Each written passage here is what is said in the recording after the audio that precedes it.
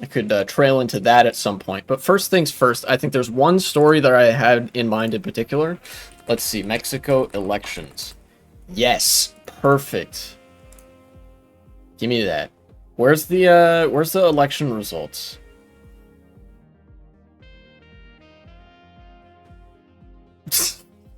Washington Post, classic. All right. Washington Post, we do a little bit of Jewish question posting at the Washington Post. You'll see why I say that in a minute. Mexico election 2024. Where are the results of this? Does AP have like a graph for which parties won and which ones didn't? No. Thank you, American News. Very cool. I love that American news coverage does not include any useful information, easily digestible, as to who won the election or what they support, in terms of the like political parties. Ah, perfect. Al Jazeera to the rescue. Nice.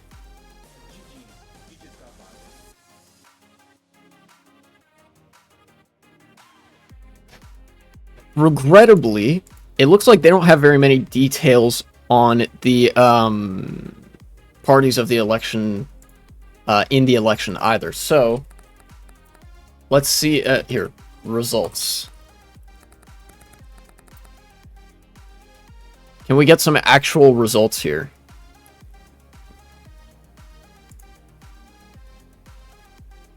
New York Times. Holy shit! What a sweep. Okay, never mind. This is relevant. We'll get to that in a jiffy. I want to find the parties that were part of these coalitions. Wikipedia, please save me from this nightmare, or from this fever dream.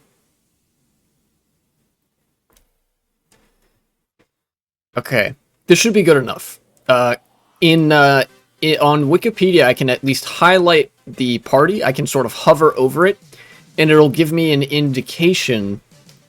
It'll give me a decent indication of what they're about, what they support, and that sort of thing, right?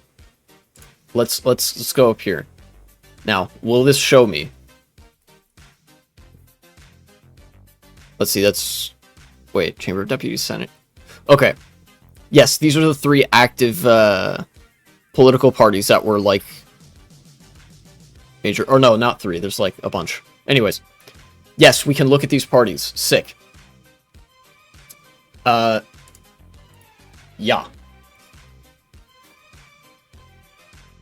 Where do I want to start? I think I'll start with Al Jazeera and work my way from there. So we got Mexican election live results 2024 by the numbers. Mexico's election authorities on Sunday projected former Mexico City Mayor, Claudia Sheinbaum as the winner of the country's election, which is in some ways correct, in some ways a little bit of a misnomer, because the presidential election is not the only thing that was happening this cycle.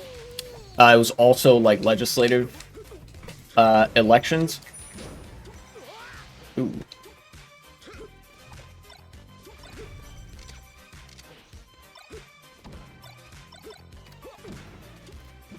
Oh, teleport a little bit. So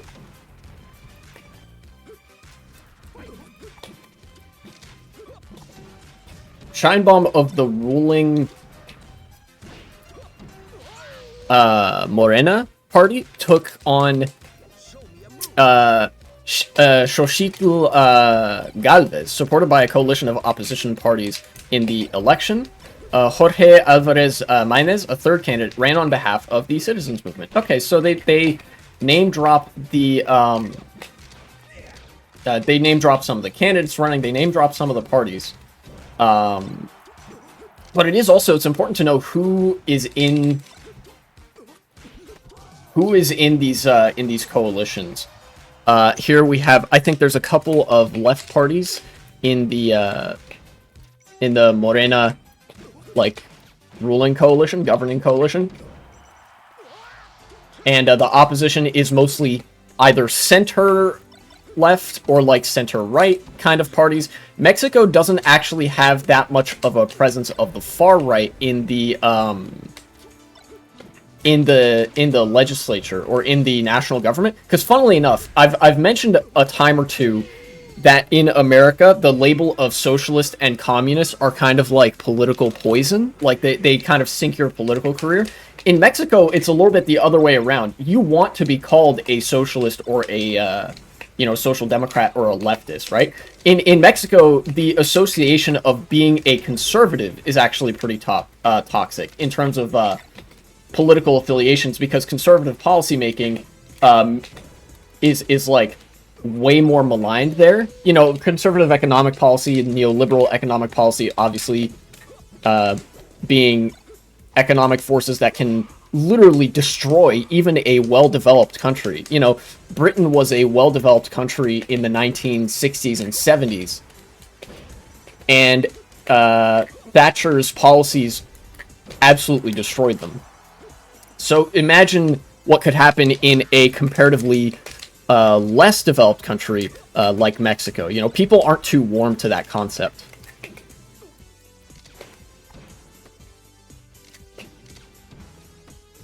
And of course, the polling indicates as much, or rather, the vote totals and the election results indicate as much. If I go to, I think New York Times had an interesting graphic that I kind of wanted to look at.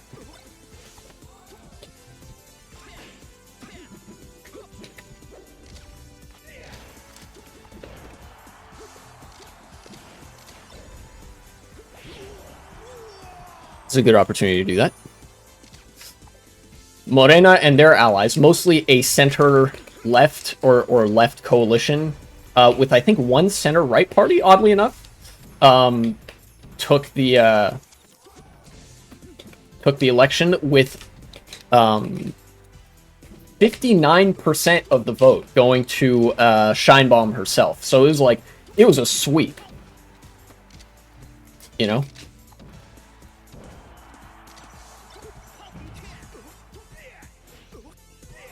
And it wasn't just kind of a particular kind of 59%. If you look at a map of Mexico, right? They have an electoral map. Basically, every single district, every single electoral precinct in Mexico went to her, which is nuts, I think. Like, we never have that kind of unanimity in American elections, and even in European elections, that very scarcely happens, you know?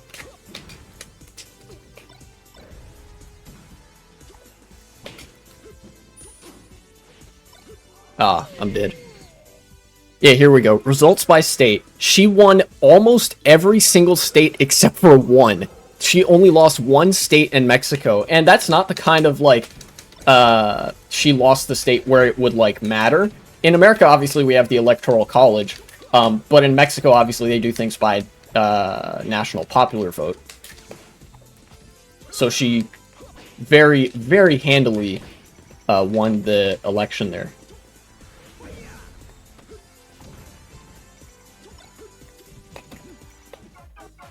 Each box represents one seat in the current Chamber of Deputies. Thank you for giving me a bunch of boxes, New York Times, instead of giving me an actual number.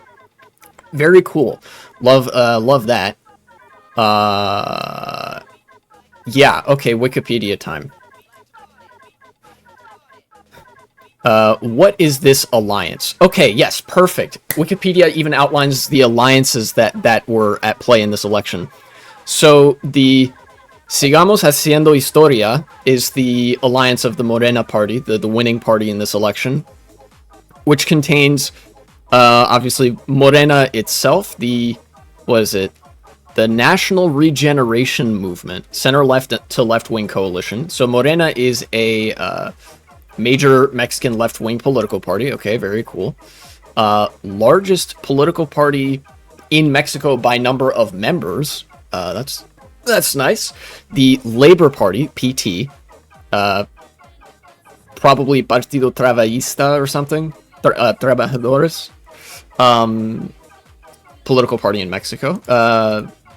What are its political leanings? I assume left? Yeah, here we go. Socialism of the 21st century, left-wing nationalism, progressivism, democratic socialism, anti-capitalism, and laborism. Some core values there. Very cool. And then what else? What other parties were in this coalition? The Green Ecologist Party of Mexico, PVEM. They're a green party, aka social democracy, but they really care about environmental stuff. So, yeah, green politics, environmentalism, and animal rights. Wait, what? Green conservatism? But maybe they're not social democrats. Maybe I was wrong. Wait, never mind? Political position center-left, faction center-right. You know what? Let's just call them a green party. they're the green party, all right? That's what we got. So we've got the Socialist Party, another Socialist Party, a Green Party, and who else? That's it, actually. Those are the three parties in the governing coalition currently. So I think that's a recipe for some good stuff, actually. Especially because a lot of infrastructure socialism, yeah, I don't get it. Take to Google. But in the meantime, I will keep analyzing the Mexican election. I can explain socialism if you need me to. Let's see. Morena has 57 seats. PT has 6 seats in the Senate. And wow, that actually, Morena on its own has enough to be like the governing party, but they've got some allies, and they have a governing coalition there.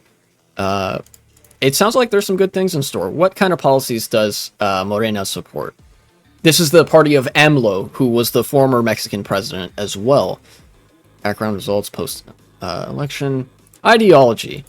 Democratic left-wing party that supports ethnic, religious, cultural, and sexual diversity, respect for human rights, and environmental care.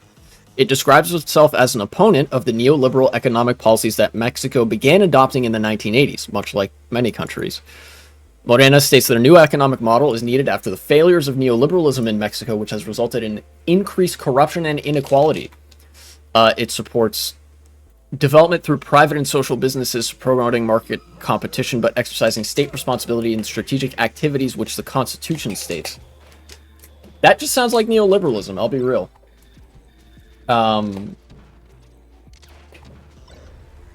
Although it's not too different from most social democratic parties in Europe, I guess.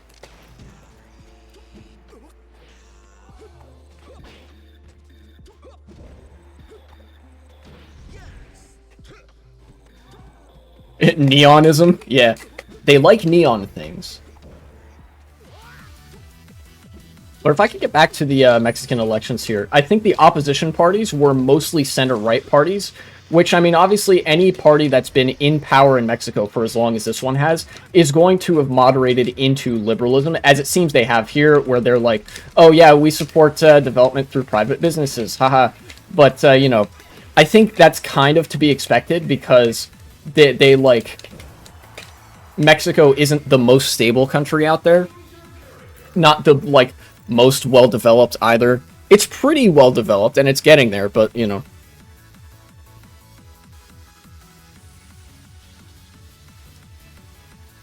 Ah, yes, they also propose Mexico getting a new president. Yes, that's right. AMLO stepped down, and what's her name? Claudia Sheinbaum won the election handily because she's from the same political party, and people really like AMLO's political party. They've actually, I think they've done a lot for Mexico in the past couple of, like, decade or so.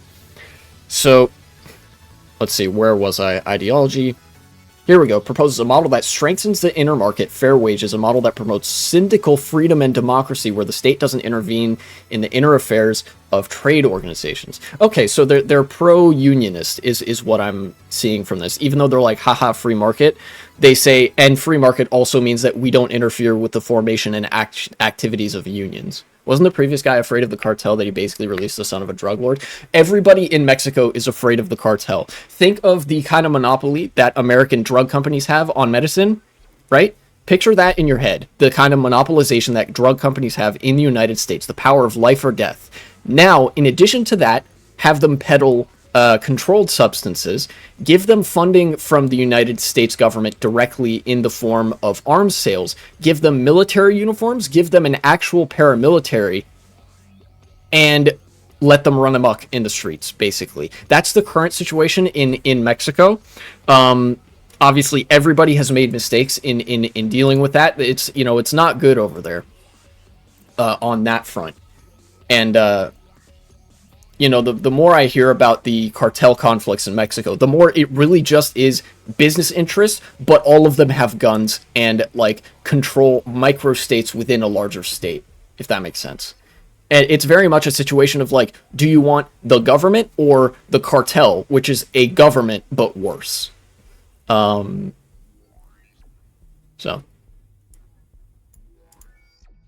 Party sets to stop the privatization of Pemex. And the granting of lands to foreign mining companies who devastate the lands, pay no taxes, and harm the environment. So they are pro nationalization on that front, and they don't want, the colonial dynamic to be set up in Mexico, which I don't blame them for at all. It's definitely a good thing to guard against. And speaking of the cartel, the party advocates an alternative security strategy to the war on drugs, which was implemented in the country during the presidency of Felipe Calderón, in which they oppose, arguing that is a failed strategy that has only sown insecurity and instability among Mexicans. Among other things, they advocate the legalization of drugs such as marijuana, considering such a proposal would make it possible to find, quote, mechanisms for peace and the reconstruction of the social fabric. Now, I think that's fundamentally, it is a good idea on one level, but it also has flaws, right? Legalizing drugs and the drug trade in Mexico would actually deprive cartels of some of their power base, right? A lot of cartels have diversified to the point where now they don't just deal in drugs, they deal in other stuff as well, such as mercenaries and, like, PMC type of activities. But drugs are still very much, like, a major thing that they do, right? So when... And the reason they were able to do that is because drugs were a completely unregulated market. By virtue of something being banned, it becomes a outright unregulated market. And with drugs, it's an unregulated market that is exacerbated when people are in dire financial circumstances and much more vulnerable to be preyed on, which is, there's no shortage of in Mexico. But then, that also applies to not having as much of an existing infrastructure for the owning class. Funnily enough, the Mexican owning class is mostly in the form of cartel members or cartel, like, warlords. Like I said, business interests, but with guns. Meanwhile, Washington Post hits the sussiest headline I've ever seen.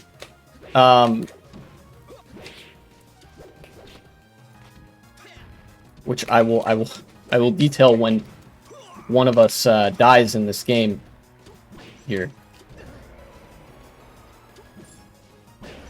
Alright, so, Washington Post. Mexico fought for democracy. Could it slide back into a one-party state? Now, let's be real. There are only two conceivable, or I guess three conceivable reasons that the Washington Post would say something like this. Because the United States mostly examines elections from the perspective of candidates. Our small American brains can't comprehend the concept of politics being fundamentally based around political parties. They are saying this either because Claudia Sheinbaum is a socialist, because she's a woman, or because she's Jewish. Like, those are the only three things that I see being the deciding factor in why they say this. Given that it's America, it's probably because she's a woman and a socialist. But it is not out of the realm of possibility that there is some anti-Semitism embedded deep in there, because a lot of right-wing news outlets have been saying similar things. Right-wing news outlets that have been overtly, like, Soros posting lately.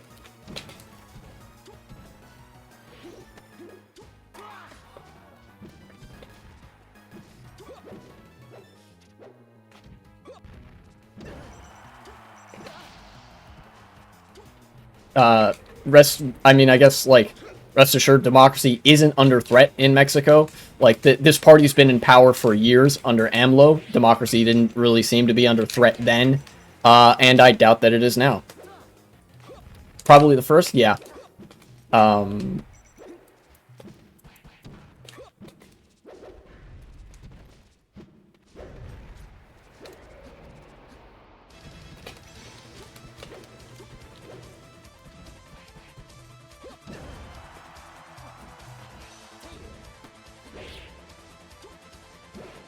We'll get your up air on all that, but, you know, you can't kill me.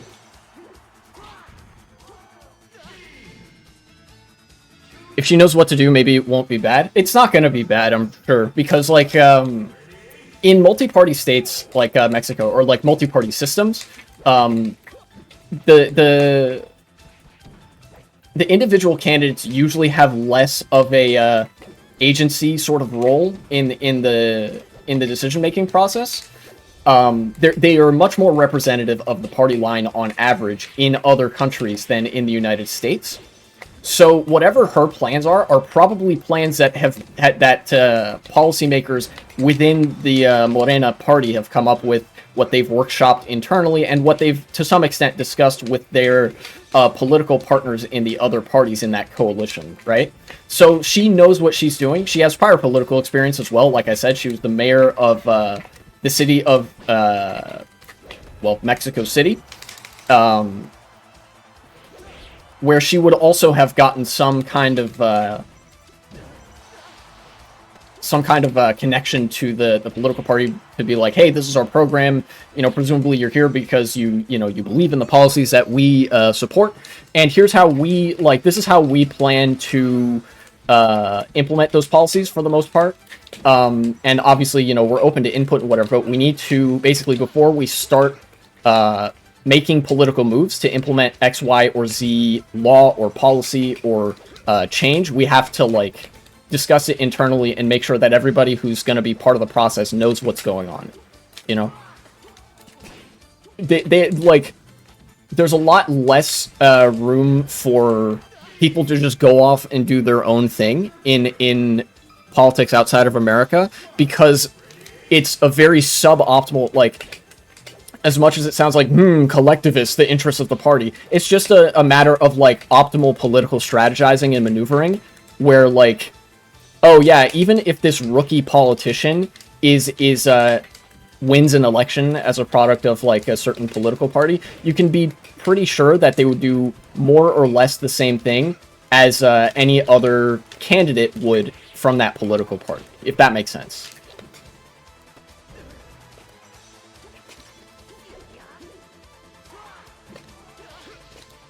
Although this is more true at the at higher levels than at lower levels. You know, I mentioned the mayorship. It's entirely possible, and in fact likely, that mayoral candidates and you know, city council officials and stuff like that have a lot more autonomy in terms of agenda setting than at the state or federal level. This is true just no matter what political system you're in the United States. Even in authoritarian countries, this is also the case, where at the local level, officials aren't as bound by the sort of top-down policymaking patterns.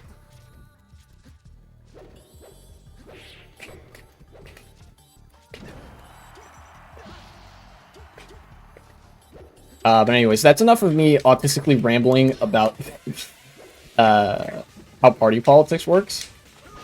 That's just one election. Ooh, nice combo. That was just one of the actually two elections that I wanted to talk about where the left has been gaining some significant ground. The other one is in Britain. Obviously, you know, we support our Mexican comrades here on this channel. But I want to give Britain some credit as well, because it's been so long since the UK ever got a W. You know, I see good things in Mexico's future, and potentially, for fucking once, I see good things in Britain's future. There's an election scheduled to come up. It hasn't happened yet. I believe it's going to be happening on June 10th, so that's 6 days from the damn streaming this. And wouldn't you know it, the Conservatives are going to get blown the fuck out. The polling has shown this for quite some time. Nobody likes the Conservatives in the UK, especially not the voters, and even in some cases not the business interests, because the Conservatives don't have anything in the way of an economic plan aside from neoliberal austerity and crackdown on unions, which is what they've been doing for the past 40 years, or actually more than 40 years, and it has got them into the position where they're now they're a dying country. You know? And obviously, Labour actually isn't that much better. If you guys have paid attention to anything that's been going on in Britain, you might know that Labour is basically just Conservative Party light. You know, there's a meme that goes around in the US sometimes that, oh, Democrats are just Republicans light, which sometimes you have moments where that's the case, but it's really not as true for US politics as it is for British politics, right? The Labour Party, ever since Tony Blair, has like gone full tilt to the right. They've reneged on a lot of their promises, and they've in many ways they've become indistinguishable from the Tories to such an extent that there's now like open irony of them saying, "Yeah, we're the party of business." Meanwhile, their party is called the Labour Party. You know.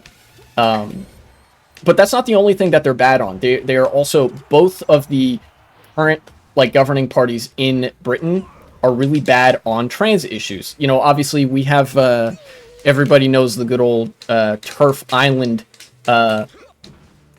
meme from the UK. It's been known to happen.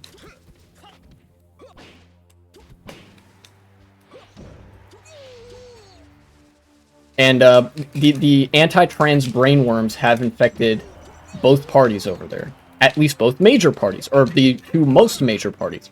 There are more than two parties in the UK. As much as we do get some of the first-past-the-post stuff in America from the UK, there are some things that their political system does a little bit better, if more confusingly. And that one of those things is the inclusion of other parties at the ballot box. The UK actually has a pretty alive and well Green Party and a couple other minority parties, one of them being the Liberal Democrats, who is a party that I wanted to talk about briefly. It seems like the Liberal Democrats are going to have a sort of come up in the next election. New poll shows, this is from The Independent, Tories heading for election wipeout with Lib Dems becoming second biggest party. A new poll has indicated the Tories are on the cusp of suffering the biggest general election disaster in their history. They're currently polling at only 20%.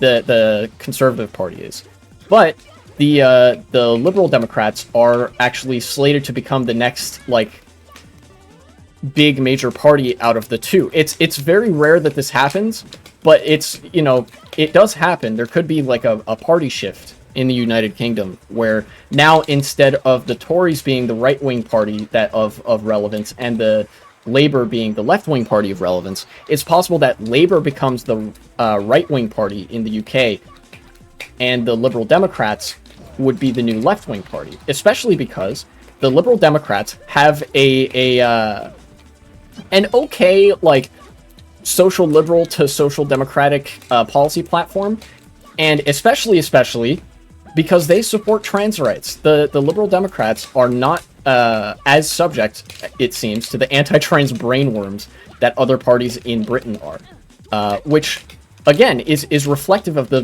beliefs of the citizens there. Despite how much the parties talk about trans people need to get out of women's spaces. Funnily enough, they only ever direct this ire towards trans women. You know, despite all the huff and puff about that, most people in the United Kingdom are pretty pro-trans. You know, they're supportive of trans rights. And I guess somebody at the Liberal Democrats picked up on that and was like, hey, you know, if we want to win over some socially progressive voters and like do some sort of revitalization project in the UK, which I assume they have like a version of, then we should appeal to people's support of trans rights. Because, you know, neither of the other parties is doing that.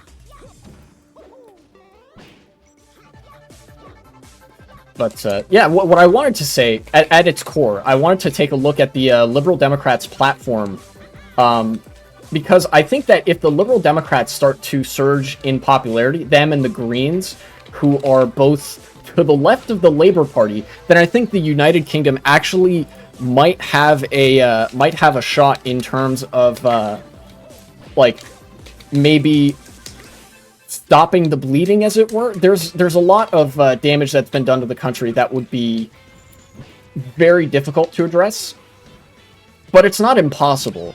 You know, it wasn't always as bad. Like, things weren't always as bad as they are now in Britain. It's just the terminal, like, bug of neoliberalism that has infected the minds of the conservative and labor parties that seems to have, like, doomed them for decades.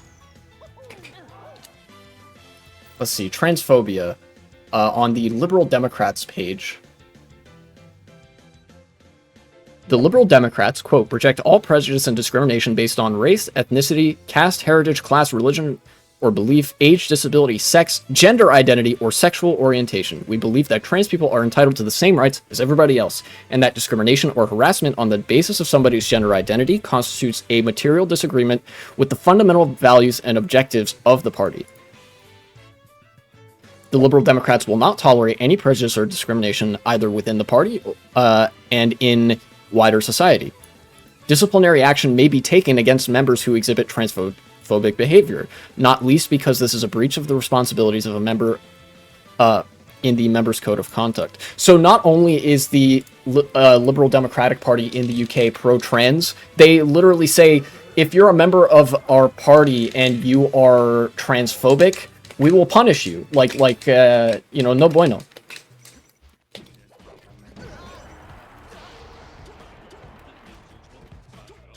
When I have a moment, I'll go to the Liberal Democrats Wikipedia page to see what else they support.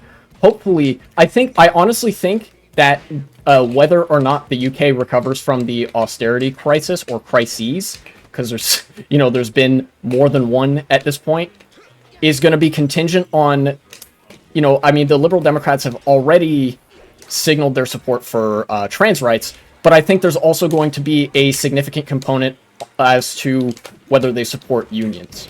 That's going to be pretty important as well, because unions are absolutely massive in terms of how important they are to the economic health of a country.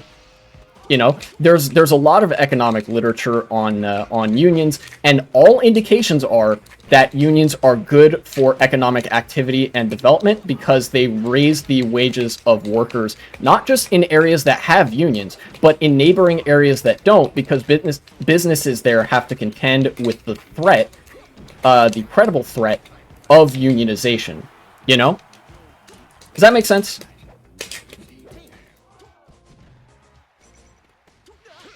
Wikipedia, what's up?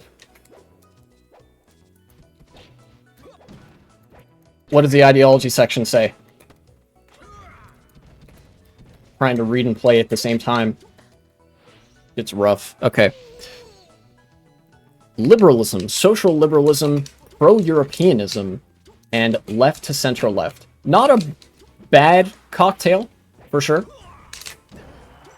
Liberal Democrats' Wikipedia page. Where are their beliefs? Ideology, yes. Primarily social liberal, supporting redistribution but skeptical of increasing the power of the state, emphasizing the link between equality and liberty. Sounds pretty typical of a liberal party. The party supports investment and progressive taxation, but also promotes civil liberties and a less centralized economy. That's kind of platitudinous. Well, progressive taxation isn't, but less centralized economy could mean a lot of things. It distinguishes the party from many liberal parties elsewhere in Europe that are instead dominated by classical liberalism, which is a much more like free market kind of ideology. Party spans the center and center-left. Very cool. Decentralizing the UK, giving more power to the regions. I don't know how I feel about that, just because the UK is already not a huge country. It is what it is. liberal reform, Orange Bookers, the Orange Book reclaiming liberalism, constitutional reform, economic and social welfare, so they're not that bad. Split on whether they regarded private enterprise as the best way to solve economic problems. So they're skeptical to some degree of private businesses, which is good. Look, obviously they're not perfect, of course. They're a liberal party, and me being a socialist, you know how I feel about them liberals. But what I think is important to note is that they are not motivated by austerity politics. The policy platform of the Liberal Democrats in the United Kingdom does not include austerity measures. And again, kind of iffy on the union rights front. I'm not sure what their stance is there. I don't know if it even said. But if they're in favor of, like, liberal freedoms, free association, whatever, I assume they would at least be okay with unions, which, believe it or not, is actually a step up from what the Labour Party and Tories have been acting like. I mean, especially the Tories, but, you know, the Labour Party hasn't actually been great on union rights as of late, which is kind of disappointing because that's the name of their party, Labour. So, to recap real quick, Morena won in Mexico. The Conservatives are slated to lose in Britain, and it's possible that there is a progressive coalition rising that could include the Liberal Democratic Party, which is, to my knowledge, them and the Greens are the only non-transphobic political parties in the UK right now. Maybe the Scottish National Party also isn't, but, you know, it's a minority party representing the opinions that are held by, actually, I think, a majority of UK residents or citizens or whatever, you know, Britons, as they would call them. So, good things are possible, both in Mexico and Britain. And I think that what's common to both political situations, both elections that either happened recently or are about to happen, is that people have wholeheartedly rejected austerity politics, right? The political pendulum in the levers of power was all about austerity politics for the past couple of decades, and it seems like now they're kind of discarding that finally, because they've realized that, like, oh shit, this is actually a terrible economic strategy, and also not a good electoral strategy either. You know, people don't like that. When you're running on austerity politics and your opponent is running against it, you lose. It's not a popular decision because it only benefits the ultra wealthy.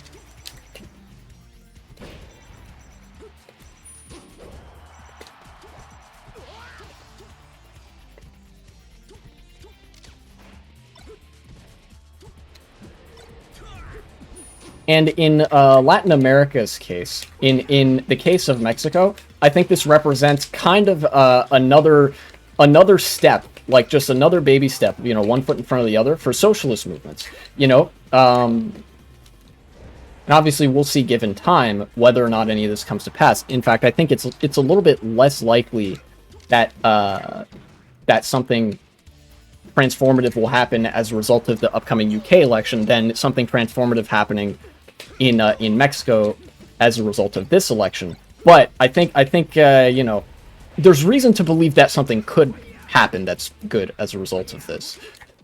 So that would be nice.